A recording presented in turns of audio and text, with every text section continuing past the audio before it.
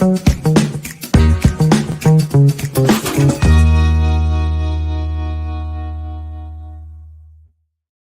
today is Friday, September 23rd. Welcome to our most recent edition of The Insider on Instagram, YouTube, and Facebook. Joined by my colleague Mark Chin, COO of the Rubin team. There is an echo here, so I think you got to turn down your volume, Mark. Turn down your volume on your phone, maybe. Perfect. It's all the way down. Great. Okay. So, Mark, why don't you lead with what we're seeing out there in the world today of New York City real estate? Yeah, so we're sort of fortunate to be here in New York City. The rest of the world is a very perilous place right now, and we're sitting in the blue chip real estate market of the United States, which is the blue chip real estate market of the world. And in spite of the fact that we had some very interesting moments during COVID when people were like, oh my God, I'm never going to live in the city again, I'm leaving. The truth of the matter is employers are here, culture is here, the restaurants are here, and people want to live here. So they're coming back, and moreover, a lot of the employers are forcing people back into their seats.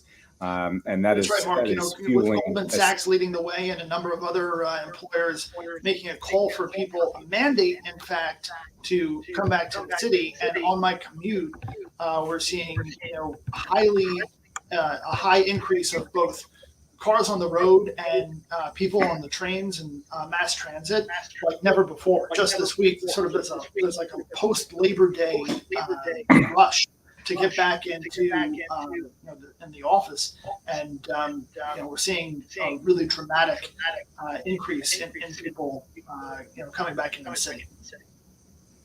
Yeah, let's not forget that this is a Wall Street town, and that the biggest contributor to the tax base is still Wall Street. And people don't realize this, but JP Morgan Chase, as an example, I think is the single largest private landowner of real estate in New York City. So, that's an asset that is worth quite a lot of money to them.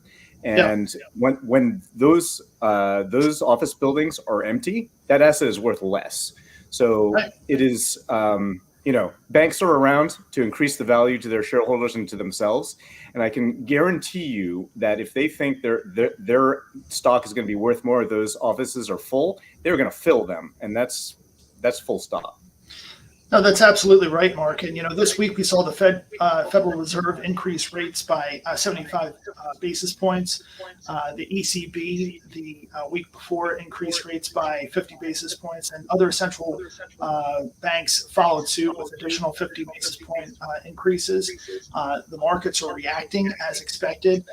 We're retesting those June lows, but yet we're seeing things hold steady here as far as the demand side is concerned. What more can you say about that?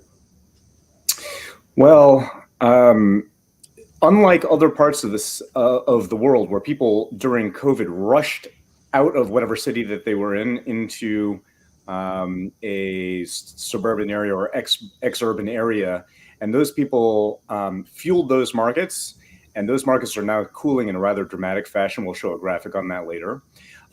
Here in the city, what happened was people left and now they're coming back. So we really do have a stability in our market that is kind of the reverse of what a lot of other people are feeling and suffering through at the moment. Yeah, well, absolutely. We saw the rates increase, and then we saw the mortgage rates bump up, but yet here we are, and we're still seeing demand. We launched a couple of listings this week. A lot of them are seeing return visits already. So it's interesting because New York City seems to be, pretty resilient with these mortgage rates.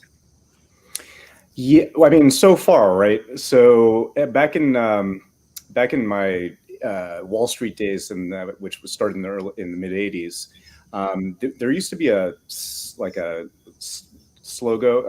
or statement that went around that said, if there are 3 steps in interest rates up expect to stumble in the stock market. So it's called 3 Steps in the Stumble. And guess what? Not only have we had 5 steps up in a row from the Fed funds, but the last 3 were mega moves. All last 3 were 75 basis